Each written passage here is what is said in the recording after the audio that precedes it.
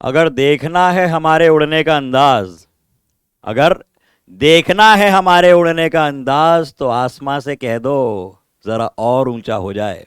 नमस्कार, एक बार फिर बहुत बहुत स्वागत है आप सभी का आज के इस बेहद इंपॉर्टेंट सेशन में, जिसमें हम रे ऑप्टिक्स के कुछ बहुत ही महत्वपूर्ण न्यूमेरिकल्स, पीवाईक्यूज, सैंपल पेपर के क्वेश्चंस, एनसीईआरटी के क्वेश्चंस, जितनी काम की बातें हैं वो सब करने वाले हैं। उम्मीद करता हूं कि आपने पूरा वन शॉट वीडियो अच्छी तरह से देखा है और उसके नोट्स रिवाइज किए हैं। अगर आपने ऐसा किया है तो ही ये सेशन आपके लिए काम का होने वाला है, क्योंकि ये एक HIT सेशन है। HIT मतलब क्या है इस बात का? High intensity training session. तो बिना समय बर्बाद किए करते हैं शुरुआत ray optics and optical instruments पे। ये है हमारा आज का उद्देश्य। पीवाईक्यू से मेरा मतलब है PYQ, sample paper, NCERT exemplar, जितने इंपॉर्टेंट क्वेश्चन है वो सब हम लोग करेंगे। कुछ कॉन्सेप्ट्स साथ साथ में मैं बताता जाऊंगा और फॉर्मूला शीट जो कि मैंने लेक्चर के एंड में अपलोड की है। तो करते हैं शुरुआत। एक बार मुस्कुराइए, आप हैं फिजिक्स वाला में। तो चलिए करते हैं शुरुआत। पहला सवाल आपके सामने है, ये क्या कह रहा है सवाल, यहीं पे रीड करूंगा मैं, पढ़ो आप लोग इधर। Question number 1 says that a beam of light converges at a point on the screen. A plain parallel glass plate is introduced in the path of the converging beam. How will the point of convergence be affected? Draw the relevant diagram. क्या कहना चाह रहा है ये कुछ ऐसा कहना चाह रहा है कि भाई साहब, दो पैरेलल बीम्स आ रही होंगी कुछ इस प्रकार से। ठीक है, ये बीम आ रही है और ये यहां जाके कन्वर्ज होती है ना, हो रही होती। लेकिन आपने क्या कर दिया, आप लोग मानते नहीं, आपने कुछ कारस्तानी कर दी, आप लोगों ने बीच में लगा दी एक प्लेट। ठीक है, ग्लास प्लेट, ग्लास स्लैब आपने लगा दिया। तो अब सीधी सी बात है कि ये जो ऐसे जा रही थी ऐसे तो नहीं जा पाएगी। कौन है ये? रे ऑफ लाइट यानी किरण जा रही थी। कैसे जा रही थी? मजे से जा रही थी। तो अब क्या होगा, अब किरण का पाथ जो है वो डिविएट हो जाएगा। कैसे डिविएट हो जाएगा? क्योंकि जब ये एंटर करेगी, जब ये किरण एंटर करेगी रेयरर से डेंसर मीडियम में, यहां पे मैं बना देता हूं नॉर्मल। ठीक है, कॉन्सेप्ट क्या भाई साहब इसके पीछे? कॉन्सेप्ट है रिफ्रैक्शन का। क्या है कॉन्सेप्ट? कॉन्सेप्ट है रिफ्रैक्शन का। क्या होता है रिफ्रैक्शन? तेज रफ्तार में बताइए सर। रिफ्रैक्शन जो होता है, रिफ्रैक्शन जो होता है, ये बेंडिंग ऑफ लाइट होती है। कब बेंड होती है लाइट? जब एक रेयरर से डेंसर या डेंसर से रेयरर, इन शॉर्ट जब मीडियम में चेंज होता है तो लाइट बेंड होती है। किस प्रकार से बेंड होती है? अगर लाइट जा रही है, अगर रे जा रही है रेयरर से डेंसर, अगर रे जा रही है रेयरर से डेंसर, तो कहां बेंड हो जाएगी? तो वो बेंड हो जाएगी टूवर्ड्स द नॉर्मल। और अगर डेंसर से रेयरर तो वाइस वर्सा। ठीक है, चलिए तो यहां पे क्या होगा, यहां पे रेयरर से डेंसर अगर लाइट जा रही है तो ये नॉर्मल की तरफ बेंड होनी चाहिए। इस वजह से अब मैं जो बेंड हुई है ना, इसको एक दूसरे कलर से डिनोट कर रहा हूं, व्हाइट कलर से डिनोट कर रहा हूं। ये कुछ ऐसे बेंड हो गई। ठीक है, ये जो लाइट जा रही थी, ये जो लाइट जा रही थी, ये कुछ ऐसे, कुछ इस तरह से बेंड हो गई, टिल्ट हो गई। ठीक है, something like this, something like this. Okay, बहुत बढ़िया। अब क्या होगा, अब ये फिर से निकलेगी डेंसर से रेयरर, और अब जब ये डेंसर से रेयरर निकलेगी तो कहां जाएगी? डेंसर से रेयरर जब ये निकलेगी तो फिर से एक बार बना दीजिए, फिर से एक बार बना दीजिए यहां पे नॉर्मल। तो अब डेंसर से रेयरर ये जाएगी अवे फ्रॉम दी नॉर्मल। तो ये फाइनली, फाइनली इन शॉर्ट कुछ इस तरह से जो ओरिजिनल लोकेशन थी ना उसके पीछे कहीं जाके मिलेगी। जो ओरिजिनल लोकेशन थी, जो ओरिजिनल लोकेशन थी, जो ओरिजिनल लोकेशन थी उसके पीछे कहीं जाके मिलेगी। तो वो क्या बोल रहा है सवाल में? वो सवाल में आपसे कह रहा है कि आपने क्या करना है, how will the point of convergence be affected? Definitely it's affected, it's gone back, है ना। एक सेकेंड, थोड़ी सी लाइट एडजस्ट कर दूं, just a second, sorry for the disturbance.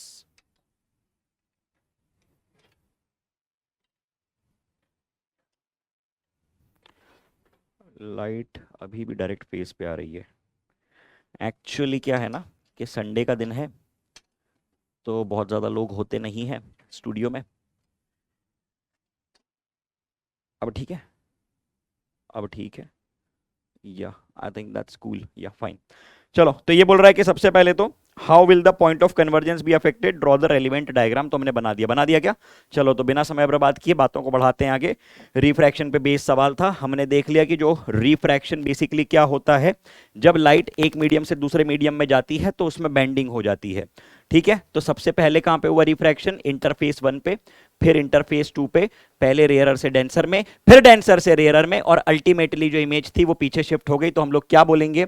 हम लोग बोलेंगे कि that the point of convergence shift away from the glass plate as shown in the ray diagram. आपके लिए मैंने बना के पूरा बताया है। ठीक, तो चलिए बातों को बढ़ा दिया जाए आगे। अगला सवाल पढ़ो भाई, क्या कहता है ये? ठंडे तो नहीं पड़ गए सब लोग? एनर्जी हाई है ना? क्या बस 2 दिन का जोश था, उसके बाद बोले अरे सर अभी तो थोड़ा थक गए हैं हम लोग। थकना वकना नहीं है, ठीक है? ये सब तुम्हारा काम नहीं है। जो जो थक जाएगा वो पीछे हट जाएगा। तुम लोग कौन हो? तुम लोग योद्धा हो। तुम लोग क्या हो? तुम लोग बहुत आगे जाने वाले हो जीवन में। तुमको बड़े बड़े काम करने हैं, छोटी मोटी चीज़ों से परेशान नहीं होना है। चलता रहेगा जीवन, ठीक है? कुछ भी लाइफ में थोड़ा बहुत चल रहा है वो सब इग्नोर करो, ठीक है? कई बार क्या होता है कि हम लोग अफेक्ट हो जाते हैं, किसी ने कुछ कह दिया, कहीं पर से कोई नेगेटिविटी आ गई, किसी की बात सुन ली, किसी ने हमको बोल दिया कि अरे तुमसे नहीं होगा, ये नहीं होगा, वो नहीं होगा, हम दिल पे ले लेते हैं, दिमाग पे ले लेते हैं। ऐसा करना नहीं है। हमको जो है अपने एक टारगेट पे, ठीक, बिल्कुल किसकी तरह? अर्जुन की तरह। तुम लोग कौन हो? अर्जुन हो तुम लोग। तो अपने अंदर के अर्जुन को जगाओ, ठीक, फोकस्ड रहो बिल्कुल। अपना उद्देश्य फिक्स है। क्या है अपना उद्देश्य? ये है अपना उद्देश्य। इससे कम में काम चलेगा क्या? नहीं चलेगा। तो आ जाओ जरा सवाल पे, काफी मोटिवेशन हो गया। पढ़ते हैं सवाल। When light travels from an optically denser medium to a rarer medium, why does the critical angle of incidence depend on the color of light? अच्छा सवाल है, अच्छा सवाल है, अच्छा सवाल है। क्या सवाल है? सवाल ये है कि सर जब आप डेंसर से रेयर की अगर चर्चा करें, आप अगर चर्चा करें डेंसर से रेयर या रेयर से डेंसर की, ठीक, तो इसमें खास बात क्या होती है? खास बात ये होती है कि जब लाइट डेंसर से रेयर मीडियम में जाती है, तो वो जब लाइट एक डेंसर मीडियम से, जैसे ये मान लो एक डेंसर मीडियम है, ठीक है, कुछ भी हो सकता है, ग्लास हो सकता है, पानी हो सकता है, इसमें से लाइट निकल रही है और ये जा रही है टुवर्ड्स अ रेयर मीडियम, ये जा रही है टुवर्ड्स अ रेयर मीडियम। तो क्या करेगी? ये बैंड होती है अवे फ्रॉम द नॉर्मल, ये बैंड होती है अवे फ्रॉम दी नॉर्मल, होती है ना? बिल्कुल होती है। और वहीं पे एक पर्टिकुलर एंगल हमको ऐसा मिलता है, वहीं पे एक पर्टिकुलर एंगल हमको ऐसा मिलता है, अगर आप उस एंगल पे लाइट को भेजो, अगर आप उस एंगल पे लाइट को भेजो तो वो बिल्कुल चिपक के निकलती है। और वो एंगल क्या कहलाता है? वो एंगल क्या कहलाता है?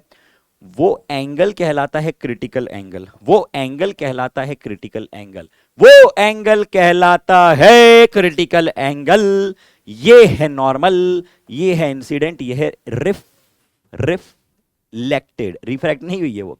अब इसके बाद टीआईआर हो जाएगा। तो हमने लिखा यहां पे स्नेल्स लॉ लगा के, μ1 times of sine i, μ1 times of sine i equal to, let say बाहर एयर है, कन्वीनियंस के लिए, समझने के लिए मान लेता हूं कि बाहर एयर है, लेकिन हमेशा एयर हो ऐसा जरूरी है क्या? बिल्कुल भी जरूरी नहीं है। तो लिख दिया इक्वल्स टू 1। आगे कितना बन जाएगा? आगे बन जाएगा sine theta C equals to 1/μ। और म्यू जो होता है, सर जी, म्यू क्या होता है? म्यू होता है c/v। v क्या होता है? v होता है एफ लैम्डा। तो हमने लिख दिया mu equal to c/v, v equal to F times of lambda. बहुत ही बढ़िया। तो ये आपने जो है लिख दिया म्यू का डिपेंडेंस लैम्डा पे, मतलब अलग अलग लाइट के करस्पॉन्डिंग अलग अलग क्रिटिकल एंगल होगा, क्योंकि उनकी अलग अलग वेवलेंथ होगी, उनके अलग अलग रिफ्रैक्टिव इंडाइसेस होंगे। ठीक है, समझने वाली बात, कॉन्सेप्चुअल बात क्लियर है? तो वही पूछ रहा है कि क्रिटिकल एंगल क्यों डिपेंड करता है। तो हमने बता दिया कि भाई साहब क्रिटिकल एंगल जो है वो म्यू पे डिपेंड कर रहा है। म्यू जो है इंडिविजुअल लाइट के लिए, अलग अलग लाइट के लिए अलग अलग होगा, क्योंकि सबके लिए अलग अलग वेवलेंथ होगी। बातों को तेज रफ्तार में बढ़ा रहे हैं आगे, काफी सारी बातें करनी है। ये लिखा हुआ है आपके सामने, आराम से बैठ के एक बार इसको दोबारा से पढ़ लेना। अगला सवाल पढ़ो जरा, सवाल लिखा हुआ है सामने, क्या कहता है ये? क्वेश्चन कह रहा है, for a ray of light traveling from a denser medium to of refractive index mu1 to a rarer medium of refractive index mu2, prove that mu2 by mu1 is sin I। अच्छी बात है।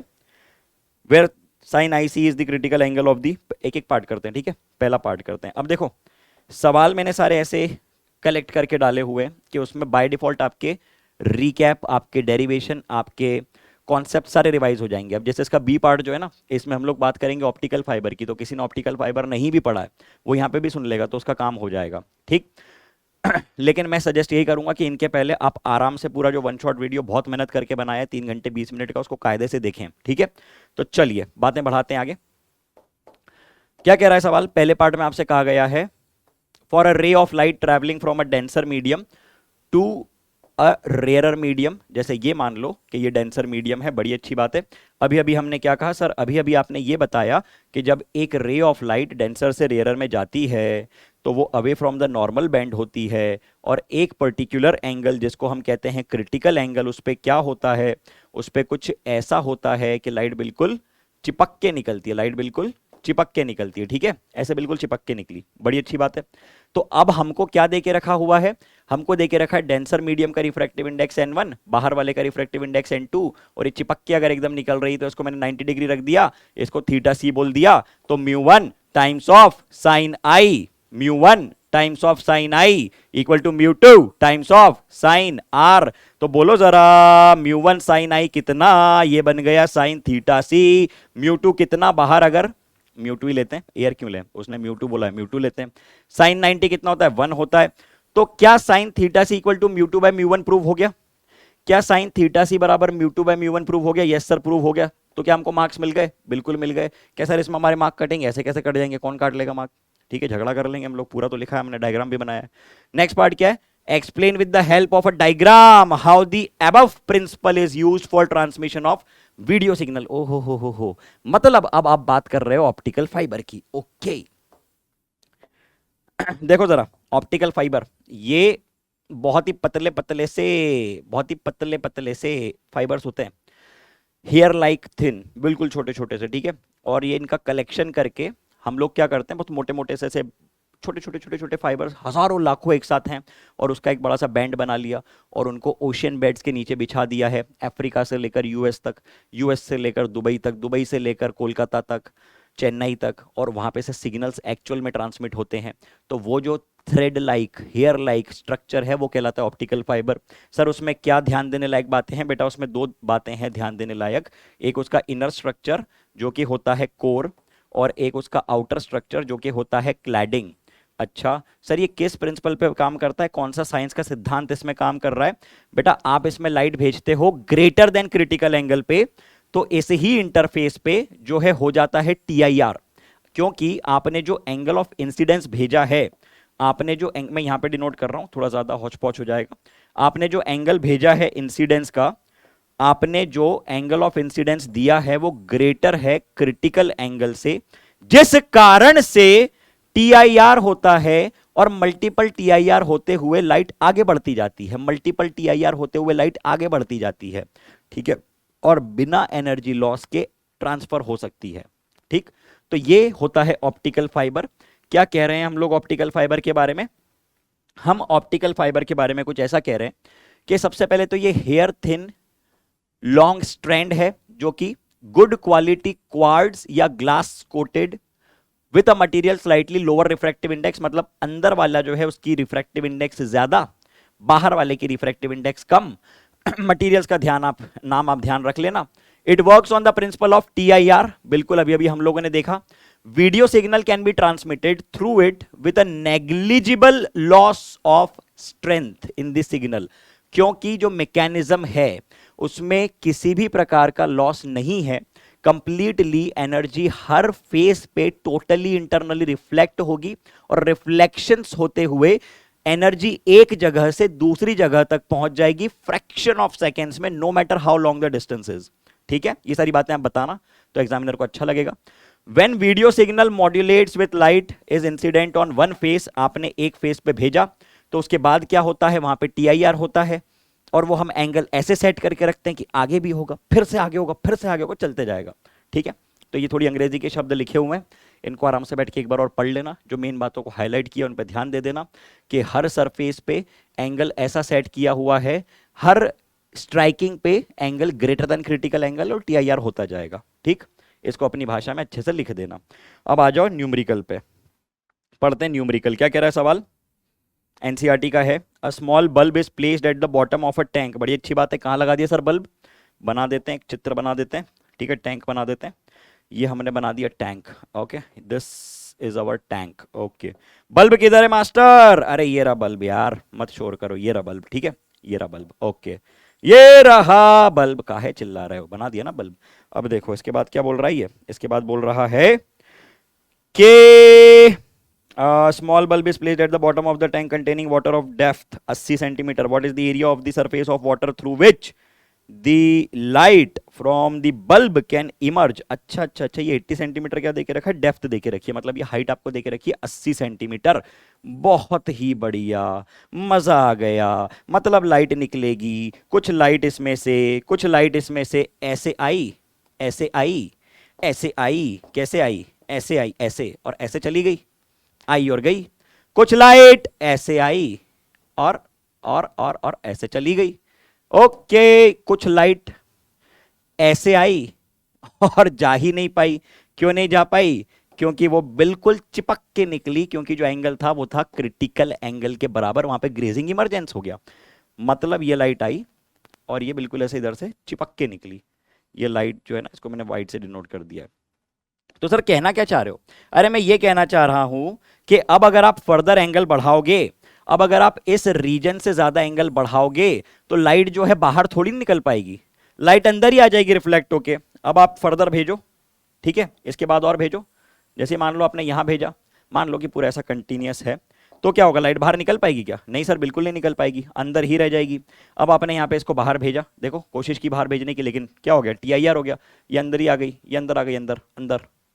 तो बाहर कितनी light निकल पा रही है, कितने एरिया में से निकल पा रही है, उसको मैं हाईलाइट कर रहा हूं। लाइट इतने हिस्से में से बाहर निकल पा रही है, लाइट सिर्फ उतने हिस्से में से बाहर निकल पा रही है। ये जो ग्रेजिंग इमरजेंस वाला पॉइंट है ना, इसको मार्क कर लो, यहां पे, यहां पे, ये ठीक है, ये पॉइंट को कर लीजिए मार्क। बस अब हमको क्या निकालना है?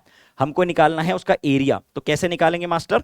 कोई बड़ी बात थोड़ी है इसमें, कैसी बात कर दी, होशियार बच्चे हो तुम बताओ मुझे। देखो जरा, इसमें हम ऐसा कर देते हैं कि ये ओके।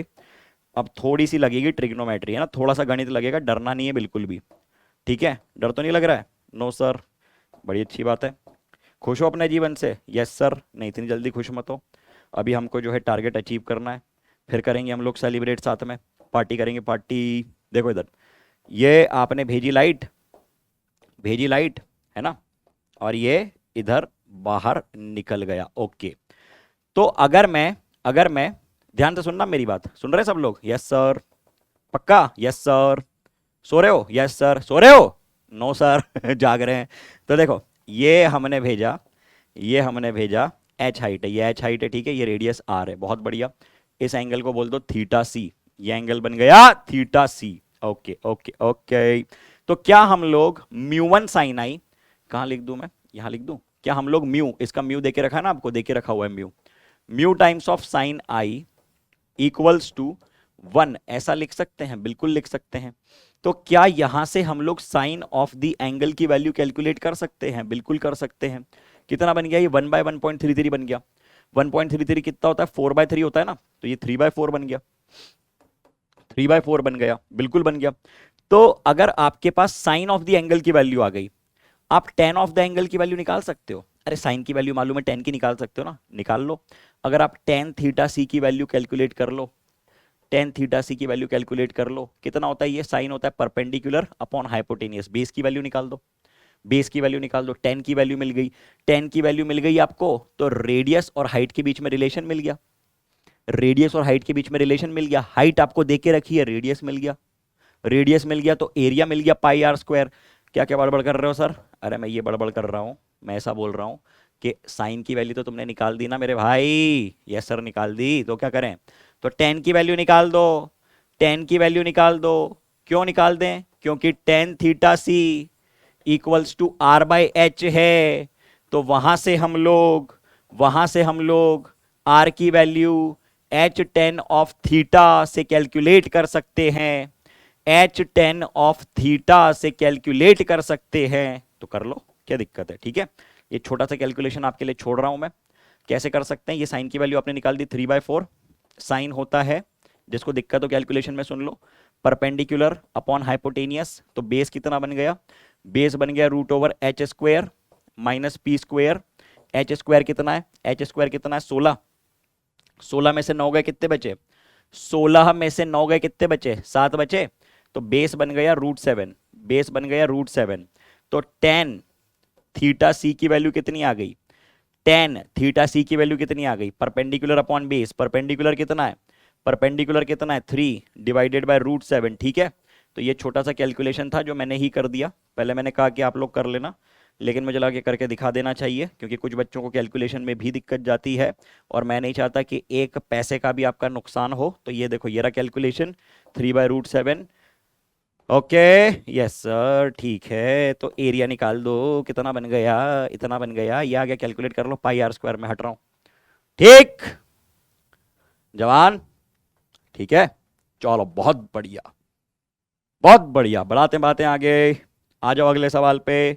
ओके मास्टर, आ गए अगले सवाल पे। पढ़ो जरा सवाल क्या कहता है ये क्वेश्चन। कहाँ गया, अ राइट एंगल, हाँ यही है ना, a right angle prism made of material of refractive index mu, अच्छी बात है, is kept in air, a ray P Q is incident on side A B normally. अच्छा, कैसे इंसिडेंट करवाइए, नॉर्मली इंसिडेंट करवाइए। ये देख लो यहाँ पे जरा, कैसे इंसिडेंट हो रही है, ये कैसे आ रही है, ये किरण कैसे आ रही है, किरण बिल्कुल सीधी सीधी आ रही है। ठीक है, अब ये एंगल थीटा है, ये एंगल आई है, ये एंगल, अब सुनना बात जरा ध्यान से, थोड़ा सा 1 सेकंड के लिए ध्यान से सुन लेना मेरी बात को। ये जो है ना, ये जो मैं बना रहा हूँ ट्रायंगल, ध्यान से देख लेना, थोड़ा सा बड़ा बना देता हूँ। ओके, ये बना दिया मैंने ट्रायंगल, ये बना दिया मैंने ट्रायंगल, बहुत बढ़िया। अब इस ट्रायंगल में अगर ये ए है, ठीक, ये स्ट्रेट गया, ये 90 है, तो क्या ये 90 माइनस ए है, ये ए, ये 90, ये 90 माइनस ए, बिल्कुल है।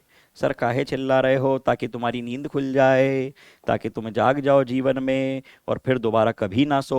तो मास्टर ये आई और ए में क्या रिलेशन है, क्या मैं ये लिख सकता हूं कि ये 90 माइनस ए और ये वापस से 90, तो ये आई जो है यही तो ए है, जो आई है वही तो ए है।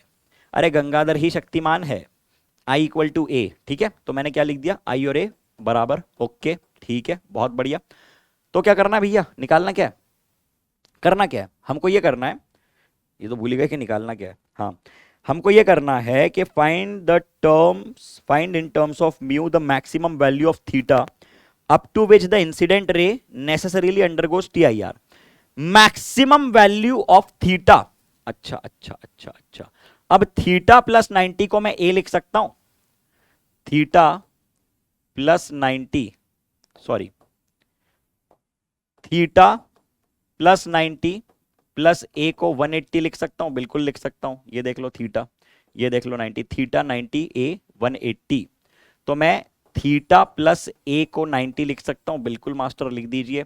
तो क्या मैं ये लिख सकता हूं कि जो थीटा है दैट्स 90 माइनस ए, और ए और आई तो आपस में बराबर हैं, तो क्या मैं थीटा को 90 माइनस आई लिख सकता हूं, बिल्कुल लिख सकता हूं। अब आपसे पूछा गया है, आपसे पूछा गया है, आपसे पूछा गया है maximum value of theta up to which TIR occurs. Maximum value of theta कह लो या मिनिमम वैल्यू ऑफ आई कह लो, क्या ये एक ही बात है। अगर थीटा प्लस आई बराबर 90 है, थीटा बढ़ाऊंगा आई घटना चाहिए, आई बढ़ाऊंगा थीटा घटना चाहिए, थीटा प्लस आई बराबर 90 है, तो या तो मैं मैक्सिमम वैल्यू ऑफ थीटा बोल दूं या तो मिनिमम वैल्यू ऑफ आई बोल दूं, एक ही बात है।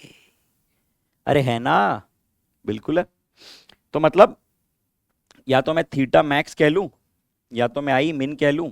अब वो मिनिमम वैल्यू आई की जिस पे TIR होता है उसी को तो क्रिटिकल एंगल कहते हैं, बिल्कुल उसी को तो कहते हैं, बिल्कुल उसी को तो कहते हैं। और वो कितना होता है, theta minimum, theta IC, that's nothing but sine theta IC equal to 1/μ critical angle, बिल्कुल।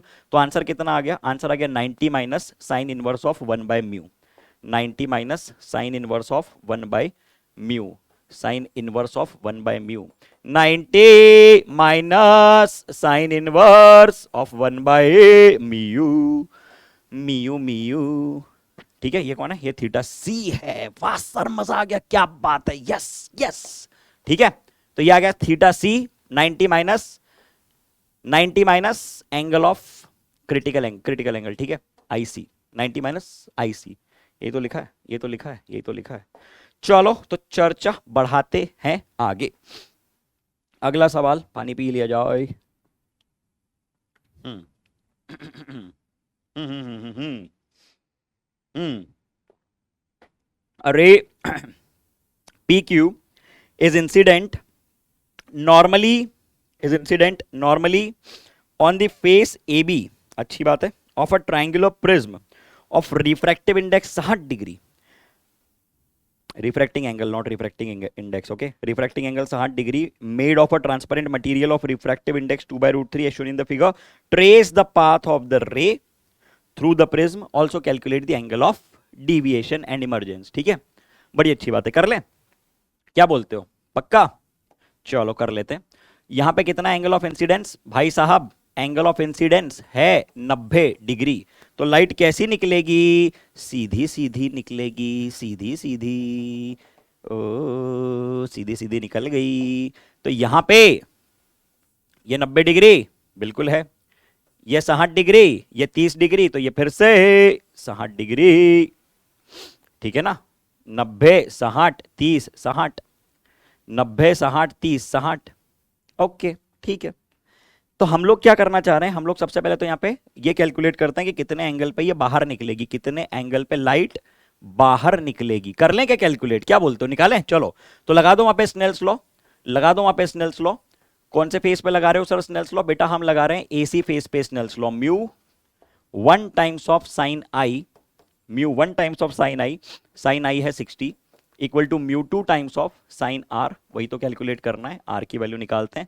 ओके सर निकाल लेते हैं। तो कितना बन गया, ये म्यू देके रखा हुआ है आपको, कितना देके रखा है, 2/√3, 2/√3, okay, into sine 60 that is √3/2 equal to 1 into sine r. ओ हो, क्या हो गया सर, पागल वागल हो गए क्या?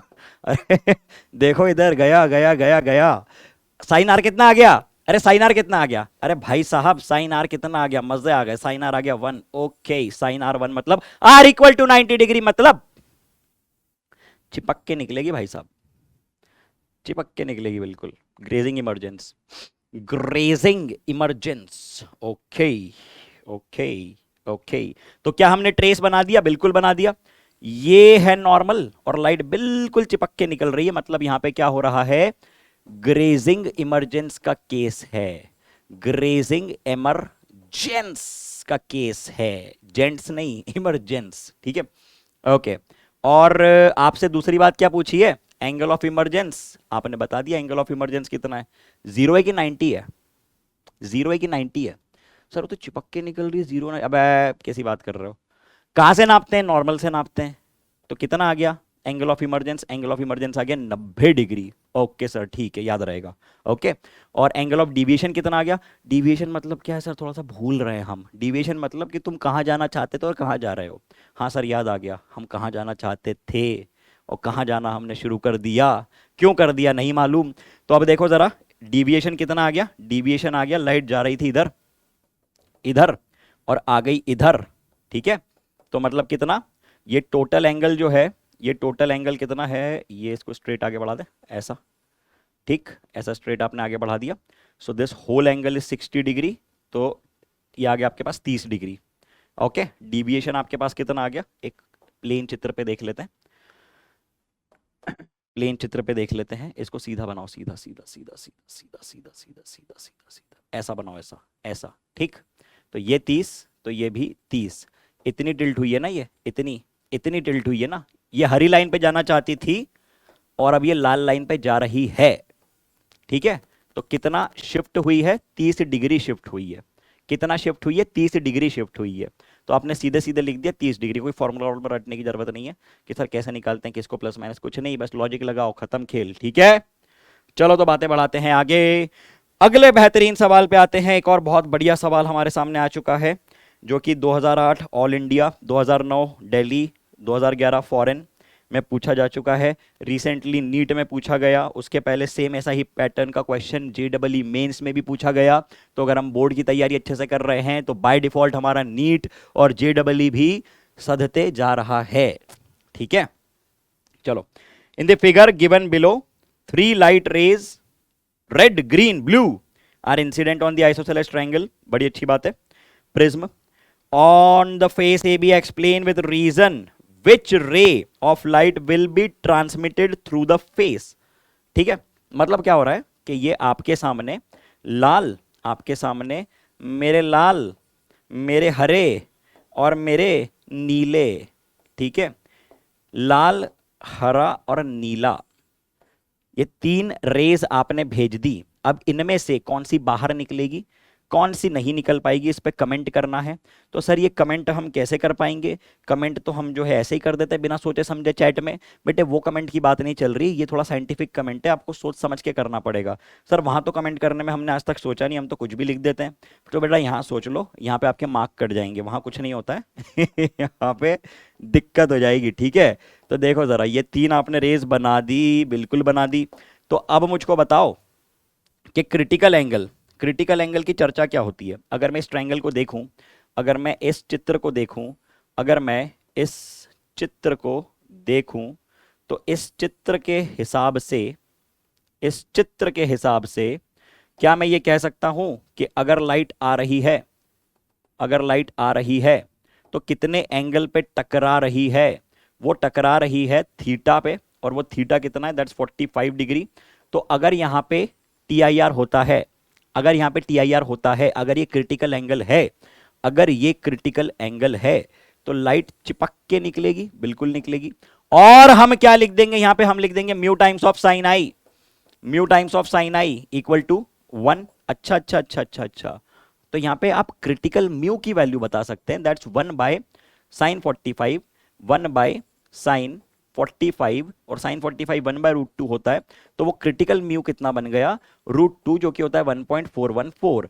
अच्छा सर, क्या बात कर रहे हो? हाँ सही बात कर रहा हूं। तो यहां पे से आपने निकाल दिया क्या? यहां से आपने निकाल दिया क्रिटिकल म्यू। क्या निकाल दिया? क्रिटिकल म्यू निकाल दिया। तो अगर क्रिटिकल म्यू मिल गया, अब कंपेयर करो इनसे, अब कंपेयर करो इनसे, 1.39, 1.44, 1.47, जिसके लिए, जिसके लिए म्यू की वैल्यू, जिसके लिए म्यू की वैल्यू इससे ज्यादा, जिसके लिए म्यू की वैल्यू इससे ज्यादा, उसका TIR हो जाएगा। अगर म्यू की value greater than the critical mu तो TIR हो जाएगा। ऐसे याद रख लो आप, सिंपल सी बात, वरना कंफ्यूज हो गए, उलझोगे। सर और कैसे, ये कैसे पता चला आपको? ये मुझे पता चला इस लॉजिक से, that mu equals to, that mu sine theta C into mu equal to 1। तो mu inversely proportional to sine theta C और let's say sine of angle of incidence. तो यहां से हम कंपैरिजन करके कि आपके पास angle greater than critical angle होना चाहिए, तो म्यू आपके पास कितना होना चाहिए, इन बातों का कंपैरिजन करके ये आउटकम निकाला है। आप डायरेक्टली इसको याद रख सकते हो। So mu if greater than the mu c तो TIR होगा। ये कौन है? ये रेड है। रेड के लिए कितनी वैल्यू है? रेड के लिए कितनी वैल्यू है म्यू की? 1.39, जो कि कम है। तो रेड के लिए TIR नहीं होगा, मतलब रेड लाइट कहीं बाहर निकल जाएगी। ग्रीन के लिए इससे ज्यादा है, तो ग्रीन के लिए TIR हो जाएगा, अंदर ही रिफ्लेक्ट हो जाएगी। ब्लू के लिए TIR इससे ज्यादा है, तो ब्लू के लिए भी TIR हो जाएगा। तो ये आपका आंसर आ गया कि कौन बाहर निकल गया? रेड बाहर निकल गया। कौन कौन नहीं निकल पाया? ग्रीन और ब्लू बाहर नहीं निकल पाए। तो ये रहा आपके सामने जवाब, और ये डिटेल्ड एनालिसिस, आप आराम से इसको शांति से इत्मीनान से देख सकते हैं बाद में। ओके, ये बातें मैंने वन शॉट वीडियो में भी पूरी डिटेल में करवाई थी, इसलिए मैं बार बार ये एक्सपेक्ट कर रहा हूं कि आप यहां पे पूरा वन शॉट वीडियो खत्म करके ही बैठे हैं। ठीक है, जीवन में शॉर्टकट्स, शॉर्ट ट्रिक्स काम नहीं आएंगी। पूरी एक बार मेहनत हमको अच्छे से करनी पड़ेगी, ताकि हम जितने बड़े टारगेट के लिए आगे बढ़ रहे हैं उसको अचीव कर सकें। ठीक है, वरना फिर क्या होगा कि सिर्फ हम हल्ला मचा के रह जाएंगे कि अरे हमको तो इतना बड़ा 98% लाने थे। ठीक है, लेकिन वो आएंगे अगर आपने ईमानदारी से 5-6 दिन तो और बचे हैं यार, 5 दिन और बचे हैं, बस इतने दिन तो काम करना है, कर लो ईमानदारी से एक बार। उसके बाद देखो आप क्या मजा आता है जीवन में।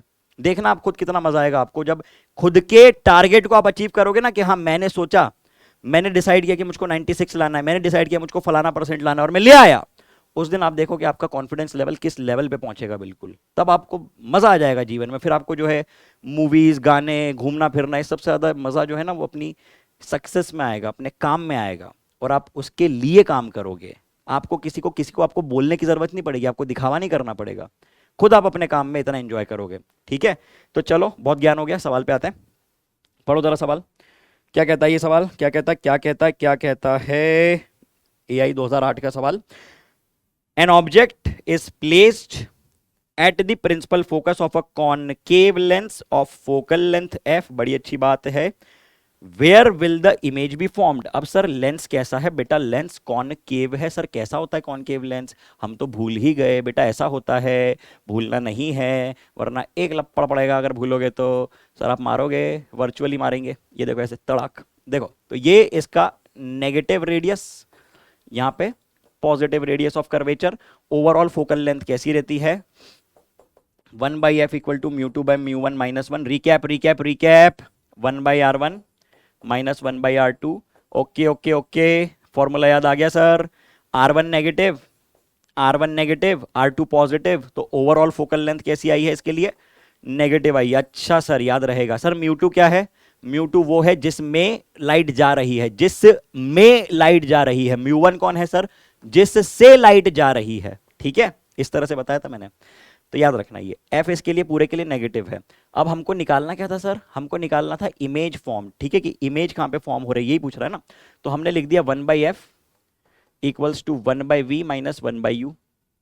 1/f, अब आपसे इसने क्लियरली बोल के रखा है सवाल में कि जो ऑब्जेक्ट है that is placed at the principal focus, object is placed at the principal focus. ठीक है, तो u को आप कितना रख देंगे,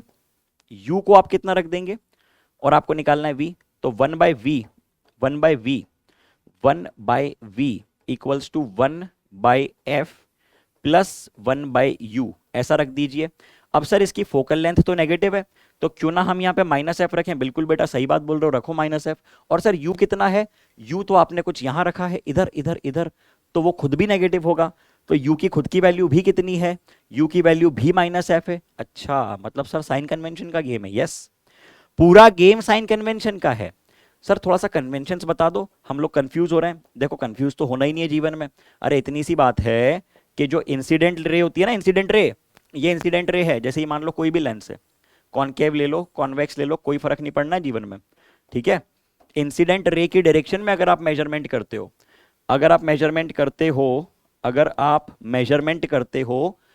इंसिडेंट रे के डायरेक्शन में, तो वो होता है पॉजिटिव। उसके अपोजिट मेजर करते हो तो वो होता है नेगेटिव।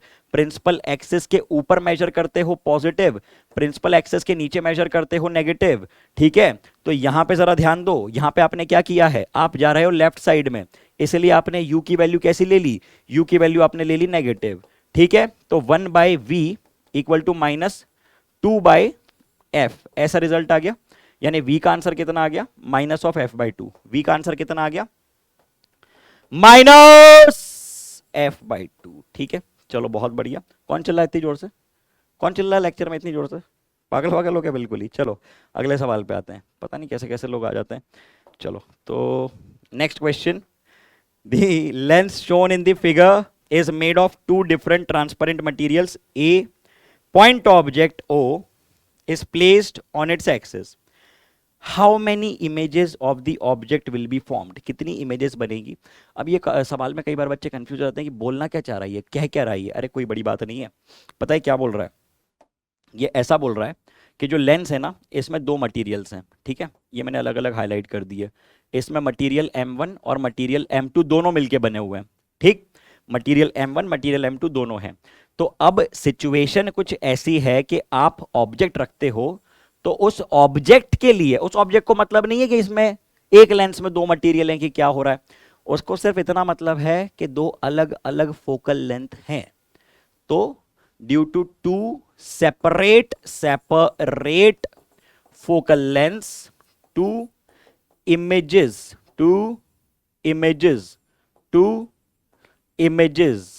will be formed.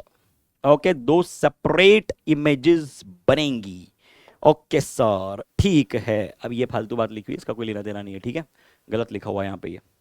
तो आंसर इतनी कि दो सेपरेट फोकल लेंथ है, that's why two separate images लिख देता हूं, images will be formed. Okay, चलो बातें बढ़ा दी जाए आगे। अगले सवाल पे आ जाओ। The radii of curvature of the faces of a double convex lens are 10 centimetre and 15 centimetre if the focal length of the lens is 12 centimetre. अच्छा, find the refractive index of the material of the lens. ये तो बेहद सरल सवाल है। कैसे sir, हमको पढ़ के तो अजीब लग रहा है। अरे कोई अजीब अजीब नहीं है यार, तुम जो है ना फालतू बातें करते हो। देखो इधर क्या बोल रही है, एक डबल कॉन्वेक्स लेंस है, डबल कॉन्वेक्स लेंस। अच्छा, ये है R1, ये है R2। ओके ओके सर, ठीक है। तो करना क्या है, हमने हमने कुछ ऐसा करना है कि फॉर्मूला बताओ सबसे पहले। तो सर आपने अभी अभी बताया था 1/f इक्वल टू क्या था, क्या था, क्या था, क्या था, क्या था, μ1/μ2 था, μ2/μ1 था। बड़ा टेंशन हो रहा है, याद नहीं आ रहा है। अरे μ2 यानी जिसमें लाइट जा रही है अपॉन μ1 मतलब जिससे लाइट जा रही है, तो μ2 divided by μ1 -1 bracket 1/r1 -1/r2। Okay okay okay okay okay okay okay okay okay okay okay okay sir, अच्छा लग रहा है, अच्छा लग रहा है, अच्छा लग रहा है, feeling good, feeling good, feeling good. याद आ गया फॉर्मूला, बड़ा अच्छी बात है। चलो रख देते हैं, डेटा रख दे, डेटा डेटा रखते हैं। 1/f इक्वल टू μ2, क्या निकालना है सर हमको, यही तो निकालना है। अरे हमको refractive index of the material ही तो निकालना है, मतलब μ2 ही तो निकालना है। यही तो है μ2, ये है μ1 जिसमें से जा रही है, ठीक है। μ2/μ1, तो मैं उसको म्यू ले लेता हूं सिर्फ। μ1 air, air -1 bracket 1/r1 -1/r2। कितने कितने देके रखे हुए हैं आपको, 10 सेंटीमीटर, 15 और 10 दिए, 10 और 15 दिए, 10 सेंटीमीटर और 15 सेंटीमीटर, ठीक है। तो अब जो है खेल असली यहीं पे है। आप रखोगे इसको, इसको रखोगे +10, इसको रखोगे +10 -15। बस बस बस बस बस। और फोकल लेंथ कितनी देके रखी है, फोकल लेंथ आपको देके रखी हुई है 12 सेंटीमीटर। खेल खत्म, खेल खत्म। कर लो इसको सॉल्व, ठीक है, कर लो इसको सॉल्व। ये प्लस बन जाएगा, ये प्लस बन जाएगा। इतने कैलकुलेशन आप करना जानते हैं, इतने कैलकुलेशंस आप करना जानते हैं। उम्मीद करता हूं कि जितनी देर में मैं इतना एक्सप्लेन करता हूं, आप आंसर निकाल के चैट में डाल देंगे कि लो सर हमने तो दे दिया है आंसर, आप करते रहो सॉल्व, तब तो मजा आएगा। मैं ये चाहता हूं कि मुझसे पहले तुम सॉल्व करो, मुझको पेपर नहीं लिखना है। To the point, I don't have to write the examination, you have to write that paper. So I will be very happy if you solve, sir Hindi बोलो, मैं बहुत खुश होऊंगा अगर तुम सॉल्व करो ये क्वेश्चंस मुझसे पहले। मुझको 1 मिनट लग रहा है, तुमको 40 सेकंड लग रहे हैं, मेरे लिए जीत है, ये मेरी जीत है कि मेरे बच्चे 20 सेकंड पहले सॉल्व कर रहे हैं मुझसे, ठीक है। यही तो करना होता है, यही तो चाहिए। चलो, तो आपके पास यहां से आंसर आ जाएगा, इतना मैच कर लेना करके। अब आते हैं अगले सवाल पे, let's come to the next question. बहुत चिल्ला लिया।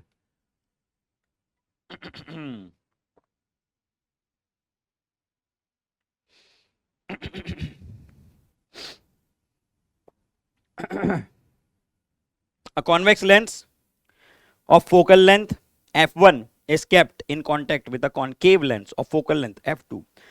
Find the focal length of the combination. अब इसके दो तरीके बताऊंगा, एक सिंपल शॉर्ट तरीका अगर 1 मार्क में पूछा जाए, और अगर 2-3 मार्क में डिराइव करने के लिए दे दिया तो वो तरीका भी बताऊंगा आपको, ठीक है। पूरा नॉलेज मिलेगा, क्यों, ठीक है ना, सब कुछ टोटल ध्यान से सुनते चलो। ये है कॉन्वेक्स, ये है convex plus concave, convex plus concave, convex plus concave. अच्छा अच्छा अच्छा अच्छा, इसका फोकल लेंथ जो होता है वो होता है पॉजिटिव, और ये कॉनकेव का जो फोकल लेंथ होता है ना, कॉनकेव का फोकल लेंथ वो होता है नेगेटिव, ठीक है, क्योंकि ये होता है कन्वर्जिंग लेंस, कन्वर्जिंग लेंस। और कॉनकेव जो होता है वो होता है डाइवर्जिंग लेंस। जो total power of the lens होगा, जो total power of the lens होगा उसको आप P1 प्लस P2 लिख सकते हैं, ठीक है। अब एक प्लस एक माइनस, तो यहां पे आप क्या लिख देंगे, 1/f equal to 1/f1 minus 1/f2, 1/f equal to 1/f1 minus 1/f2, ठीक है। f1 f2 जो है इंडिविजुअल इनके फोकल लेंथ आपको बोल के रखे हुए हैं, फोकल लेंथ ऑफ कॉम्बिनेशन आपने निकाल दिया इतना। अब सर इसको आप प्रूव भी करके बताओ, तो बेटा कोई बड़ी बात नहीं है प्रूव करने में, बस सुनना ध्यान से कि मैं क्या बोल रहा हूं। मैं कुछ ऐसा बोल रहा हूं कि जो टोटल कॉम्बिनेशन है ना, इसको मैं कॉन्वेक्स प्लस कॉनकेव ऐसे समझूं? बिल्कुल सर समझ लो, कोई दिक्कत ही नहीं हमको। तो पहले वाले अगर ये कॉनकेव नहीं होता तो इमेज यहां पे बनती, इमेज यहां पे बनना चाहती थी, लेकिन बन पाएगी क्या? नहीं बन पाएगी। क्यों? क्योंकि इसके आगे एक दूसरा लेंस लगा हुआ है, इसके आगे एक और लेंस लगा हुआ है। ठीक है, एक सेकंड रुको, इसको सेपरेटली समझते हैं। ठीक है, ये देखो, अगर ये चित्र में बनाऊं कॉनवेक्स, ओके सर, ठीक है, बड़ी अच्छी बात है। कॉनकेव, ठीक है, थोड़ी देर के लिए कॉनकेव को हटा दो, थोड़ी देर के लिए कॉनकेव को हटा दो, हटा दिया सर। अब क्या करें? अब लाइट भेजो, अब लाइट भेजो। देखो ये लाइट आई, ये लाइट आई, लाइट आई, इमेज यहां पे बनना चाहती थी, इमेज जो है किसी पॉइंट पे बनना चाहती थी, ये भेजी यहां पे बनती, इमेज यहां पे बनना चाहती थी, लेकिन आपने क्या किया? आपने इसके आगे एक लेंस को और लगा दिया। अब जैसे ही आपने इस लेंस को लगाया, ये थोड़ी सी डाइवर्ज हुई और फाइनल इमेज, फाइनल इमेज यहां बनी, फाइनल इमेज यहां बनी। तो हम क्या करेंगे कि जो पहली इमेज है I1, that is going to act, I1 will act as a virtual object, virtual object for the lens 2, for lens 2, ठीक है, फॉर लेंस 2, ओके। और इसके बेसिस पे पूरा डेरिवेशन यहां पे किया हुआ है। क्या कर देंगे हम लोग निकाल देंगे पहले, ये लगाया 1/f equal to 1/v minus 1/u, I1 की लोकेशन निकाल दो, I1 की लोकेशन निकाल दो, ये मिल गई आपको I1 की वैल्यू। उसके बाद ये बिहेव करेगा as an object for the lens number 2, as an object for the lens number 2, और यहां से आप जनरेट करेंगे दो इक्वेशंस। तो ये कंपैरिजन आपको दे देगा, ये कंपैरिजन आपको दे देगा नेट फोकल लेंथ, जो कि उतनी ही आई है जितनी मैंने पिछले केस में बताई थी। ठीक है, ये उतनी ही आई है जितनी मैंने पिछले केस में बताई थी। ठीक, तो चलो बातें बढ़ाते हैं आगे, बातें बढ़ाएं आगे। Next question coming in front of you is the radii of curvature of both the surfaces of a lens are equal if one of the surface is made plane by grinding, how will the focal length of and the power of the lens change? ठीक है, अब देखो basically होता क्या है, फंडा क्या है, फॉर्मूला क्या है, कौन सा कॉन्सेप्ट रिलेट कर सकते हैं हम यहाँ पे? हम यहाँ पे ऐसा कुछ लिख सकते हैं कि जो नेट फोकल लेंथ होती है that's μ2 by μ1 minus 1, mu lens upon mu surrounding, मान लेते हैं एयर है, या तो μ2 बाय μ1 भी लिख दो, मुझे कोई फर्क नहीं पड़ना है, 1/r1 माइनस 1/r2। अब क्योंकि आपको दोनों रेडियाई बराबर देके रखे हुए हैं, ठीक है, r1 बराबर r2 बोल के रखा है, ठीक है, और लेंस कैसा बोल के रखा है आपको? लेंस कैसा बोल के रखा है आपको? लेंस आपको कैसा बोल के रखा है? कुछ बोला नहीं है, चलो ठीक है, हम लोग इक्वी कॉन्वेक्स मान लेते हैं, ठीक है। So this is equal to r। अगर आपने इक्वी कॉन्वेक्स लेंस लिया तो पहले केस में आप फोकल लेंथ निकालिए, और ये क्लियरली बोल रहा है कि if one surface is grinded, if one surface is grinded, तो पहले केस के हिसाब से फोकल लेंथ कितनी आ रही है? That's mu minus 1, this is 1/r1, let's keep it as r, and this r2 is going to be minus r because of the structure, isn't it? This is plus, this is minus, ये इधर major करते हैं ना हम लोग, याद है ना भाई सबको, और ये इधर नेगेटिव, तो this is going to be 1/r plus 1/r, okay. This is focal length in the first case, this is focal length in the first case. दूसरे केस की अगर हम बात करें, दूसरे केस की अगर हम बात करें, सेकेंड केस की अगर हम बात करें, जब आपने ग्राइंडिंग कर दी, ठीक है, तो r1 को आप r अगर लें, r2 कितना बन जाएगा? r2 बन जाएगा इनफाइनाइट, तो 1/f डैश कितना बन जाएगा? That's μ2 by μ1 minus 1 bracket 1/r minus 1/इंफिनिटी, दैट मीन्स 0, ठीक है, 1/r माइनस 1/इंफिनिटी, दैट मीन्स 0, ठीक है। तो ये आ गया आपके सामने रिलेशन f और f डैश में, ठीक।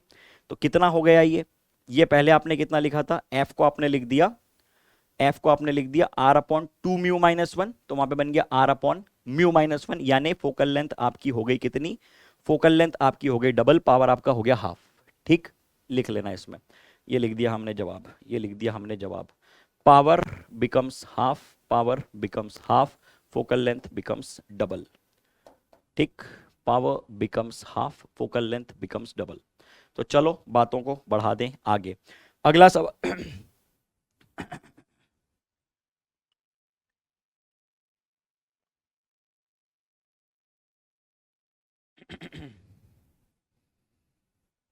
गला गया आज तो।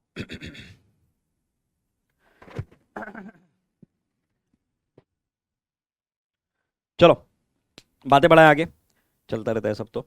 Let's take the discussion further. Next question, a convex lens of focal length 25 centimetre is placed coaxially in contact with a concave lens. अच्छी बात है।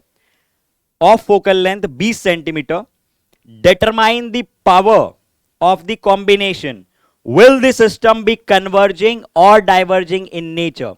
आपको फोकल लेंथ देके रखी है कॉन्वेक्स की 25, ठीक है, और दूसरा कॉनकेव की 20।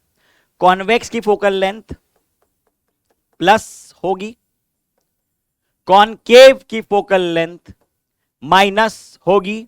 क्यों? डाइवर्जिंग लेंस है, बिल्कुल।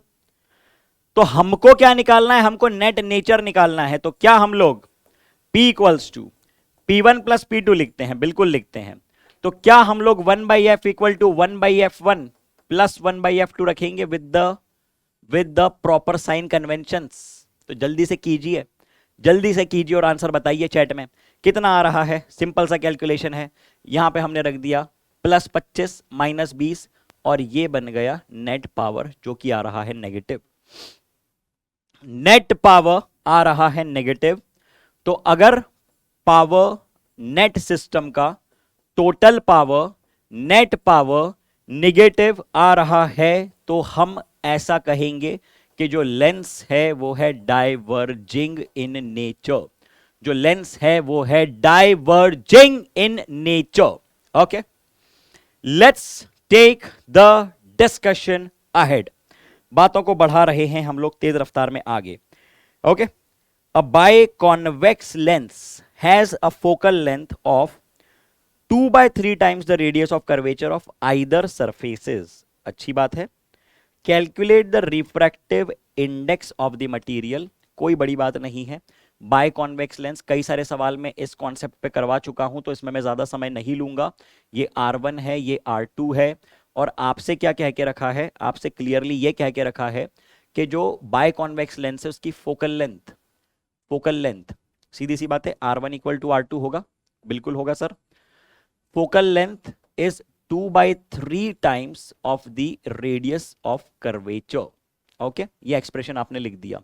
Calculate the refractive index. Sir क्या एक्सप्रेशन इसमें हम लगा सकते हैं? बेटा लगाओ ना formula 1/f equals to μ2/μ1 - 1 bracket 1/r1 minus 1/r2 with proper sign conventions. This is going to be positive, this is going to be negative. तो आइए रखते हैं ये +2r/3 ये -r/3। जैसे ही आपने सब्सटीट्यूट किया यहाँ पे, जैसे ही आपने सब्सटीट्यूट किया इस फॉर्मूले में, +2r/3 माइनस ऑफ -2r/3, तो ये कितना बन जाएगा? यहाँ पे रखो, ये बन जाएगा, ये एक्सप्रेशन आपका बन जाएगा। कर ही देते हैं इसको यार, है ना, कर ही देते हैं। इधर जरा सा 1 सेकंड लगेगा, कर देते हैं। 1/f equal to μ2/μ1 - 1 bracket 1/2r/3 -2r/3, तो ये बन जाएगा 4r/3। ये बन जाएगा 4r/3। ठीक है, this is going to be 4r/3। और आपको सॉरी हम लोगों ने यहाँ पे वैल्यू रख दी है, हम लोगों ने यहाँ पे वैल्यू रख दी है f की। हमको वैल्यू रखनी है r की, हम लोगों को वैल्यू रखनी है r की। आपको वैल्यू देके रखी है f की 2r/3, तो r बन जाएगा 3f/2। Okay, really sorry, this is 3f/2, 3f/2 और -3f/2। So 1/f equals to μ-1 bracket 1/r1 और r1 की वैल्यू कितनी बोली आपने? R1 की वैल्यू कितनी बोली आपने? 3f/2, 3f/2 minus minus plus हो जाएगा, तो डायरेक्टली मैंने इंटू 2 कर दिया है, तो यहां पे से ये f कैंसल आउट हो गया। तो μ-1 कितना बन गया? μ-1 बन गया 3/4। तो म्यू की वैल्यू कितनी आ गई? 1 + 3/4। That means how much? This is 7/4। तो 7/4 कितना होता है? 1.75। ठीक है, चलो बहुत बढ़िया। तो ये हमने निकाल दिया आंसर फाइनल। ठीक है, तो चलो बातें बढ़ाते हैं तेज रफ्तार में आगे। And here we go. The next question coming in front of you is this. So read the question what it says. Light from a point source in air falls on a spherical surface and radius of curvature that has been given to you. The distance of the light source from the glass surface is how much? 100 centimetre आपको देके रखी है. What position the image is going to be formed? तो सबसे पहले एक चित्र बना देते हैं छोटा सा, तेज रफ्तार में करते जाएंगे सब लोग साथ साथ में. कौन सा कॉन्सेप्ट है सर? ये ऐसा कुछ कॉन्सेप्ट है बेटा, ऐसा ऐसा ऐसा. बड़ी अच्छी बात है, ठीक है. अब आपको क्या इंफॉर्मेशन देके रखी हुई है? आपको इंफॉर्मेशन देके रखी हुई है ऐसा कुछ होने वाला है इसमें, ठीक है. रेडियस ऑफ कर्वेचर देके रखा हुआ है 20 सेंटीमीटर. ओके, म्यू देके रखा हुआ है आपको 1.5. और क्या देके रखा है? Distance of the light source from the glass, मतलब यू आपको देके रखा है, यू आपको देके रखा है -100 सेंटीमीटर, -100 सेंटीमीटर. अच्छा, और हमसे पूछा क्या गया है? हमसे क्लियरली ये पूछ रहे हैं what is the position of the image. आपसे क्लियरली ये बोल रहा है इमेज की पोजीशन निकालिए. तो सर इसमें क्या फॉर्मूला हम यूज करते थे? थोड़ा सा हम भूल रहे. अरे अरे अरे अरे अरे याद करो, याद करो. लेंस मेकर फॉर्मूला सीखा है हम लोगों ने पूरा. μ2 by v minus μ1 by u equals to μ2 minus μ1 by r. क्या ये सीखा है हम लोगों ने? बिल्कुल सीखा है. तो हमको निकालना क्या है सर? हमको निकालनी है पोजीशन ऑफ इमेज, मतलब हमको v पे कमेंट करना है. μ2 की वैल्यू हमको देके रखी हुई है, μ2 की वैल्यू हमको देके रखी हुई है 1.5. Isn't it? μ1 एयर, एयर ही दिया है ना, एयर एयर एयर एयर, हाँ एयर दिया है. μ1 की वैल्यू एयर दी हुई है और u आपको देके रखा हुआ है -100, तो ये मैंने बना दिया +100 equal to μ2 minus μ1. μ2 minus μ1 1.5 minus 1.5, 3/2 minus 1 1/2, ठीक है. तो ये बन जाएगा 1/2 इंटू आर. आर की वैल्यू कितनी है? आर की वैल्यू है 0.2, ठीक है. आर की वैल्यू है 20 सेंटीमीटर यानी 0.2 मीटर. ठीक, तो इसको कर लें अरेंज, इसको कर लें सॉल्व. कितना बनता है ये? कर लो जरा, इसको कर लो जरा जल्दी. 10 सेकंड का समय दे रहा हूं, कर लो यार जरा जल्दी से.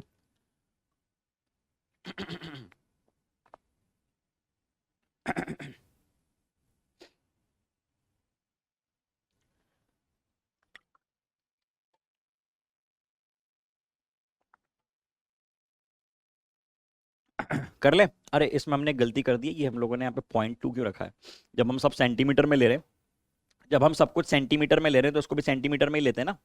सब कुछ तो हमने सेंटीमीटर में ही लिया है, सेंटीमीटर में ही निकालते हैं आंसर. μ2 1.5 माइनस 1 1/2 इंटू आर की वैल्यू 20, तो ये 40 बन गया. तो आंसर आपका आ जाएगा 3/2v equals to 3/2v plus 1/100 equals to 1/40, ठीक है. तो कितना बन जाएगा ये? 3/2v equal to 1/40 minus 1/100. Okay, 1/40 minus 1/100. Okay, 3/2v equal to 1/40, 3/2v equal to 1/40 minus 1/100. तो ये कितना बन गया? ये बन गया 3/2. v तो चला गया, v तो चला गया, सो 3v इक्वल टू 1/20 माइनस 1/50. तो एलसीएम ले लो, एलसीएम ले लो. कितना आ गया? 100, 5, 2, ठीक है, 3v. तो v कितना आ गया आपके पास? v कितना आ गया इधर से? ये तो कैंसल आउट हो गया, ये तो कैंसल आउट हो गया. तो v की वैल्यू आ गई कितनी? 1/100 आ रही है क्या? 1/100. कहीं पे कोई मिस्टेक तो नहीं की हम लोगों ने? 3/2v. अच्छा, v नीचे था ना, वही तो गलती गई है, वही तो गलती गई है, वही तो गलती गई है. दिस इज v नीचे, this v is नीचे, this v is नीचे, this v over here is नीचे, ठीक है. तो ये v है नीचे, this is v, this is v, this is 3 gets cancelled out. v, तो v की वैल्यू आ गई 100. आपके सामने आंसर आ चुका है 100. आपसे क्लियरली पूछा गया था इमेज की पोजीशन, आपने निकाल दी image position of the image 100 centimetre, ठीक है. तो आंसर इसका हम लोग दे देंगे 100 सेंटीमीटर. आपके लिए कैलकुलेशन भी मैंने कर दिया है. वैसे तो इतने के बाद मुझे छोड़ देना चाहिए था कि आप करो, लेकिन फिर भी मैंने कर दिया क्योंकि किसी को दिक्कत नहीं जानी चाहिए. आई गेस ये इसका सोल्यूशन नहीं है, कुछ गलत प्रिंटेड है यहाँ पे. This is not the solution, solution ये है जो मैंने यहाँ पे सॉल्व किया, ठीक है. चलो बातें बढ़ाते हैं आगे. Let's come to the next question. Read the next question what it says. अगला सवाल आपके सामने है. Find the position of the image formed of the object O by the lens combination given in the figure. ठीक है, अब ये सवाल मैं आपको एक्सप्लेन कर रहा हूं, कैलकुलेशन आपको खुद करने हैं। ठीक है, समय की कमी के कारण पूरा कैलकुलेशन में नहीं कर पाऊंगा, और भी कुछ चीजें मुझे बतानी है। कई बार पूछा गया ये सवाल। देखो बात कुछ ऐसी है कि अगर ये ऑब्जेक्ट है, सबसे पहले आप निकालिए लेंस 1 के कारण इमेज 1 कहां बनना चाहेगी। इमेज 1 कहां बनना चाहेगी ये पता करो। First of all find the location of image 1। Image 1 जहां भी बन रही है, जिस जगह पे भी बन रही है, अगर यहां बनती है तो वो बिहेव करेगा as a real object for the second lens, और अगर यहां बनना चाह रही है, यहां बनना चाह रही है, तो वो बिहेव करेगी as virtual object for the second lens. मतलब इन शॉर्ट पहले आप निकालिए इमेज 1, वो बिहेव करेगा as an object for image 2, उसके कारण बनाइए इमेज 2, वो बिहेव करेगा as an object for the third lens, और फिर आप फाइनल इमेज तक पहुंच सकते हैं। क्या कहा सर आपने? बेटा मैंने कुछ ऐसा कहा कि सबसे पहले लगाइए आपका लेंस फॉर्मूला, लगा दिया हम लोगों ने। ठीक है, u with sign conventions, f दे के रखा है, v1 निकालिए। v1 आपने निकाला 15 सेंटीमीटर, v1 आपने निकाला 15 सेंटीमीटर। ठीक है, अब 15 सेंटीमीटर का मतलब क्या है, कहां बनेगी? 15 सेंटीमीटर का मतलब क्या है, 5 ये और 10 ये, मतलब यहां पे बनना चाह रही है, यहां पे बनना चाह रही है, यहां पे बनना चाह रही है। ठीक, लेकिन लेकिन लेकिन लेकिन बीच में और भी लेंसेज हैं, बीच में और भी लेंसेज हैं। तो अब क्या होगा, ये जो पॉइंट है, ये जहां पे बनना चाह रही थी इमेज 1, वो पॉइंट बिहेव करेगा एज वर्चुअल ऑब्जेक्ट। तो अब हम क्या कहेंगे, the image formed by lens 1 will act as an object for the lens 2. This will be at a distance of 10 centimetre right side of lens 2. दिख रहा है वो तो हमको, दिख रहा है वो तो हमको, दिख रहा है वो तो हमको, दिख रहा है ना, 10 centimetre right side, right side. तो उठा के रख दो वैल्यू, उठा के रख दो वैल्यू यहां। क्या वैल्यू रख दी आपने उठा के, कि जो u है वो बन गया 10। सर प्लस या माइनस? बेटा प्लस। क्यों? क्योंकि along the direction of incident light आप लेंगे। तो ये आपने वैल्यू उठा के रख दी। फोकल लेंथ आपको दूसरे लेंस की मालूम है, कैसी होगी फोकल लेंथ? नेगेटिव, क्योंकि किस तरह का लेंस है, प्लेनो कॉनकेव लेंस है। ठीक है, तो यहां से आप निकाल सकते हैं position of the second image, यहां से आप निकाल सकते हैं position of the second image, जो कि आपने निकाल दी इतनी, जैसे ये आपने रखा ये आ गया इतना, इनफाइनाइट। इनफाइनाइट, इनफाइनाइट कब बनता है ये, मतलब कब कब कहां बन रही है, क्या बन रही है, v2 infinity, v2 infinity. As it is उठा के इसकी वैल्यू रख दो तीसरे वाले के लिए, तीसरी लेंस के लिए। एज इट इज इसकी वैल्यू उठा के तीसरी लेंस के लिए रख दो, तीसरी लेंस के लिए रेस पैरेलल होंगी तभी तो इंफिनिटी पे बन रहा है। अब ये आपने उठाई वैल्यू, ये वैल्यू आपने उठाई, ये वैल्यू जो है आपने उठाई और रख दी तीसरी वाले के लिए। ये है आपका थर्ड का expression, 1/f equal to 1/v minus 1/u। Okay, जैसे ही आपने यहाँ पे सब्सटीट्यूट की वैल्यूज, v3 आपको मिल गया 30 सेंटीमीटर, तो फाइनल इमेज 30 सेंटीमीटर पे है तीसरी लेंस से, और प्लस है, प्लस है, इसका मतलब ये है कि lens number 1, lens number 2, lens number 2 और लेंस नंबर 3 कैसी है, कॉन्वेक्स है। ठीक है, कॉन्वेक्स है। तो इससे इससे इससे इस वाली से, थर्ड वाली से 30 सेंटीमीटर की दूरी पे बन रही है, 30 सेंटीमीटर की दूरी पे राइट हैंड साइड पे बन रही है। ठीक है, right hand side of the lens 3। ठीक, चलो तो बातों को बढ़ाते हैं आगे। Let's take the discussion further.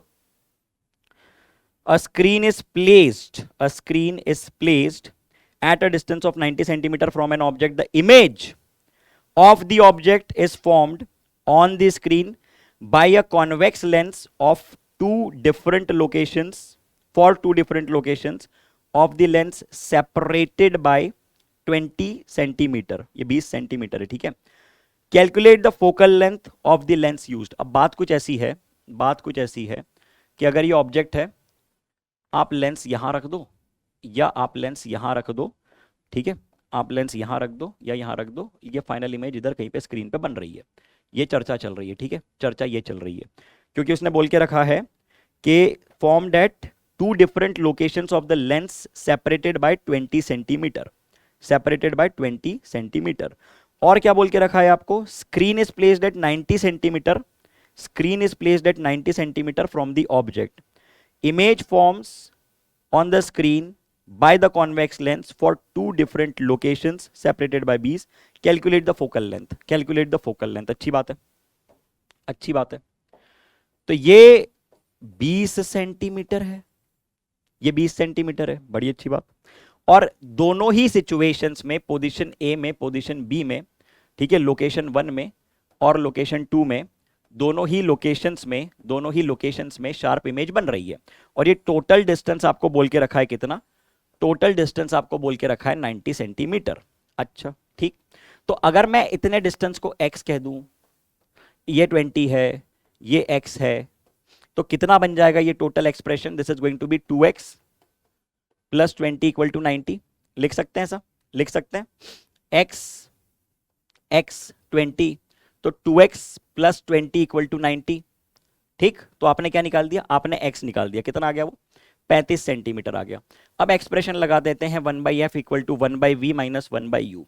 Expression लगा दो 1/f equal to 1/v minus 1/u। Okay, 1/f equal to 1/v minus 1/u, इसके लिए लगा देते हैं। ठीक है, ये आपने लिख दिया कितना? u कितना लिख दिया आपने? माइनस u कितना लिख दिया आपने? माइनस 35। तो 1/f सुन लेना ध्यान से, 1/f इक्वल टू 1/v। अब v कितना है? v कितना है? इतना है v। ये अगर 35 है और ये टोटल 90 है, 90 है, तो ये कितना बचा? 90 माइनस 35 कितना बचा? 55 बचा। तो क्या आपको u और v की वैल्यू मालूम चल गई? क्या आपको u और v की वैल्यू मालूम चल गई? बिल्कुल मालूम चल गई। क्या आपको u और v की वैल्यू मालूम चल गई? बिल्कुल मालूम चल गई। तो रख दो यहां पे उठा के, ये प्लस 55 है, माइनस 35 है, तो ये प्लस बन गया। ठीक है, ये प्लस बन गया, ये बन गया प्लस, इधर ये बन गया प्लस। इधर से आपने कैलकुलेट कर लिया फोकल लेंथ। Simple simple. और कुछ पूछ रहा है इसमें? ये और कुछ नहीं पूछ रहा है, फोकल लेंथ ही पूछ रहा है। ये आ गया आंसर, फोकल लेंथ पूछ रहा है सिर्फ, आंसर हमारा आ गया। ठीक, चलो बातें बढ़ाते हैं आगे। Read the next question. 5 mark का सवाल है। क्या करना होता है ऐसे सवालों में? Spherical surface okay of radius of curvature are separates a rarer and a denser medium as shown in the figure. Complete the path of the incident light showing the formation of real image. Hence derive the relation connecting the object distance u, image distance v, मतलब in short आपको जो है lens maker फॉर्मूले के derivation की बात कर रहा है। पहले हम लोग क्या करते थे? हम लोग करते थे refraction at a given surface, isn't it? तो आपको याद होगा कि ये हमने बना दिया एक नॉर्मल, ये हमने बना दिया एक नॉर्मल, और मान लेते हैं कि ये इमेज जो है इधर बन रही है। एक सेकंड, ये हमने बना दिया एक नॉर्मल बना दिया मैंने इधर, ठीक, और फाइनल इमेज जो है हमने यहाँ पे ज्वाइन करवा दी। अच्छी बात है। अब एंगल्स का नाम कर देते हैं alpha beta gamma. Alpha beta gamma, derivation पूरा अभी बताऊंगा नहीं क्योंकि हम लोगों ने पूरा कॉन्सेप्ट वीडियो में किया है। ये चित्र आपने बना लिया। इसके बाद क्या कहा जा रहा है? इसके बाद कहा जा रहा है डेरिवेशन का। तो डेरिवेशन आपके लिए सामने किया हुआ है। क्या किया हम लोगों ने? हमने एंगल्स कंपेयर किए, एक्सटीरियर एंगल्स। ठीक है, एंगल्स कंपेयर किए, एक्सटीरियर एंगल्स। एजम्पशन की बात करें, क्या क्या लिखने हैं एजम्पशंस हमको? ऑब्जेक्ट जो है वो पॉइंट ऑब्जेक्ट है, एंगल ऑफ इंसिडेंस छोटा है, एपर्चर छोटा है। स्फेरिकल सरफेस पे बात चल रही है इधर, ठीक है, ये रहा आपका पॉइंट ऑब्जेक्ट, और यहां पे हो रहा है रिफ्रैक्शन, इधर चल रहा है रिफ्रैक्शन। ठीक, इधर हो रहा है आपका रिफ्रैक्शन। ठीक है, इस केस में अब देखो, आप लगाएंगे सबसे पहले स्नेल्स लॉ एक गिवन सरफेस पे, एक्सटीरियर एंगल का फॉर्मूला। पूरा डेरिवेशन अभी हम लोग करेंगे नहीं, ठीक है, क्योंकि कॉन्सेप्ट वीडियो में पूरा हमने डिराइव किया हुआ है। तो इन शॉर्ट 5 मार्क का सवाल अगर आएगा तो ऐसा डेरिवेशन आपको करना है, और यही डेरिवेशन अगर आपको फिर से करना है तो ये हम करेंगे किस में? ये हम करेंगे मैराथन में, और पहले हम कर चुके हैं 1 शॉट वीडियो में। ठीक, ये नोट्स के फॉर्म में मैं आपको दे रहा हूं, इसको आराम से बैठ के एक बार करना और इस रिजल्ट तक आप लोग खुद पहुंचना। ठीक, तो अब आइए अगले सवाल पे। बात चल रही है मैग्नीफाइंग पावर की। तो क्या करना है आपको? आपको लिखना है इसका एक्सप्रेशन। सिंपली क्या होता है ये? Focal length of objective upon focal length of eyepiece. और मैग्नीफाइंग पावर कैसे डिफाइन की जाती है टेलीस्कोप की? ये एबिलिटी होती है किसी ऑब्जेक्ट की एनलार्ज्ड इमेज बनाने की। Okay, so what can we write about it? We can write that magnifying power in the normal adjustment, it is equal to the ratio of the angle subtended by the final image. Angle subtended by the final image at the eye when formed at infinity as seen through the telescope and the angle subtended by the object. ठीक है, and the angle subtended on the object at the eye when seen directly. मतलब directly मैं जब किसी object को देख रहा हूं, डायरेक्टली अगर मैं किसी ऑब्जेक्ट को देख रहा हूं, डायरेक्टली अगर मैं किसी ऑब्जेक्ट को देख रहा हूं, तो मेरी आंखें उन पे उस ऑब्जेक्ट को देखने के लिए बिना टेलीस्कोप के मैं देख रहा हूं, तो कितना एंगल बना रही है? This is theta O, theta object, ठीक है। और थीटा इमेज मतलब the angle subtended by the final image at the eye when formed at infinity as seen through a telescope. अगर मैं यहां पे टेलीस्कोप लगा दूं, अब यहां पे अगर मान लो कि मैं टेलीस्कोप लगा दूं, ठीक है, टेलीस्कोप लगा दूं, दूसरी जगह लगाते हैं, ठीक है, जैसे मान लो हम लोग एक टेलीस्कोप लगा दें और एक इमेज एनलार्ज्ड बन गई आपके सामने। अब आप आंख से कंपेयर करो कि कितना एंगल बन रहा है, अब आप कंपेयर करो कि कितना एंगल बन रहा है। इनका रेशो कहलाता है मैग्नीफाइंग पावर। क्या होता है ये? Focal length of objective upon focal length of eyepiece. याद रखना है, बातों को बढ़ाते हैं आगे। तो आते हैं अगले सवाल पे। ये सवाल आपके सामने क्या कह रहा है? Read the question. N astronomical telescope uses to lenses of power 10 dioptre और दूसरा पावर देके रखा हुआ है आपको दूसरी लेंस का 1 डायोप्टर। अब अगर टेलीस्कोप की बात करें तो टेलीस्कोप में दो लेंसेज होते हैं, आईपीस और ऑब्जेक्टिव। किसकी फोकल लेंथ ज्यादा होती है? ऑब्जेक्टिव की फोकल लेंथ टेलीस्कोप के लिए ज्यादा होती है, क्योंकि आपको ज्यादा रेज गैदर करवानी है।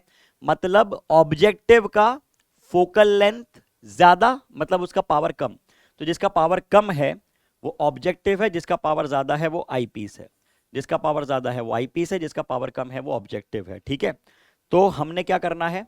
हमने ये करना है, आईपीस के लिए आपने फोकल पावर निकाल लिया, ऑब्जेक्टिव के लिए पावर निकाल लिया। मैग्नीफाइंग पावर होता है माइनस का F not by F E, ठीक है, जिसको क्या आप लिख सकते हैं माइनस का P E by P not. तो ये बन गया माइनस का 10, ठीक है, माइनस का 10। This is the answer in front of you.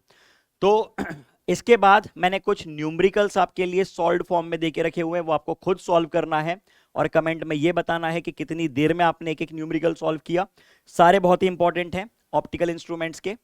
पहली बात थ्योरेटिकल है, इसलिए मैं समझा रहा हूं, इसको जल्दी से सुन लो। ये बोल रहा है why the objective of a telescope have larger focal length and larger aperture. Telescope की बात चल रही है। ऑब्जेक्टिव लेंस जो होती है, जैसे ये ऑब्जेक्टिव है, ये आईपीस है, तो ऑब्जेक्टिव से उद्देश्य क्या होता है हमारा? ऑब्जेक्टिव को मैक्सिमम रेज गैदर करनी होती है ताकि वो एक शार्प इमेज बना सके जो इंफिनिटी से आ रही है। इस वजह से ऑब्जेक्टिव का एपर्चर और उसकी फोकल लेंथ ज्यादा होनी चाहिए as compare to the eyepiece. Okay, तो ये इसका आंसर हम लोगों ने लिख दिया कि अगर आप बात करें मैग्नीफाइंग पावर की और resolving power of a telescope की, so that's d divided by 1.22 lambda. d is the aperture. अगर आप ज्यादा रिजॉल्विंग पावर चाहते हैं तो ज्यादा एपर्चर चाहिए। अगर आप ज्यादा मैग्निफिकेशन चाहते हैं, शार्प इमेज चाहते हैं, इंटेंस इमेज चाहते हैं, तो फोकल लेंथ उसका ज्यादा होना चाहिए। दोनों बातें हमने कर दी सपोर्ट। ओके, अब इसके बाद आपके सामने है न्यूमेरिकल नंबर 1, इसको मैं n1 लिख रहा हूं। इसका आप आंसर मुझे चैट में बताएंगे, ठीक है, बकायदा सॉल्व करके। उम्मीद करता हूं कि आप लोग पहले सॉल्व करेंगे और उसके बाद इसका सोल्यूशन देखेंगे, ठीक है। पहले सोल्यूशन पे जंप नहीं करना है, पहले खुद सॉल्व करेंगे। न्यूमेरिकल 1, न्यूमेरिकल 2, न्यूमेरिकल 3, ओके, और उसके बाद आप लोगों के लिए है ये फॉर्मूला शीट। जो जो हम लोगों ने अभी डिस्कस किया, सभी इंपॉर्टेंट फॉर्मूले आपके सामने यहाँ पे दिए हुए हैं। इसको आप अच्छे से अपने टेबल पे लगा लीजिए और रोज देखिए। जितने फॉर्मूले हमने यूज किए हैं सेशन में, सभी इंपॉर्टेंट फॉर्मूले, सभी इंपॉर्टेंट चीजें आपके सामने हैं। A to Z कुल मिला के 18 कॉलम मैंने बनाए हैं इसमें, ठीक है, जिसमें पूरा रे ऑप्टिक्स, प्रिज्म से लेकर रिफ्रैक्शन से लेकर A to Z पूरी फॉर्मूला शीट आपके सामने डेवलप्ड है। इसको मैं चाहूंगा आप अपनी हैंड रिटन नोट्स में एक बार लिखें और अपनी टेबल पे चिपका लें। अगले 6 दिन तो क्या, नीट में, JEE में, सब में आपको काम आने वाला है। तो उम्मीद करता हूं कि जो इतनी मेहनत अभी की है, जितना चिल्ला चिल्ला के आपको पढ़ाया है, जितना कंटेंट आपको डिलीवर किया है, उतनी ही ईमानदारी से अब आपके ऊपर है कि या तो आप मेरी पूरी मेहनत वेस्ट कर देंगे, है ना, और या तो आप इसको अच्छे से यूज करेंगे। और मुझे भरोसा है कि तुम लोग अच्छे से करोगे और मेरा नाम रोशन करोगे। करोगे ना? चैट में बता देना, ठीक? तो चलिए, अब दिल से एक बात कहने का समय आ गया है आप सभी लोगों को। बहुत बहुत धन्यवाद। ठीक है, इसी तरह से पढ़ते रहो। मिलते हैं अगले सेशन में। Okay, tata bye, see you all.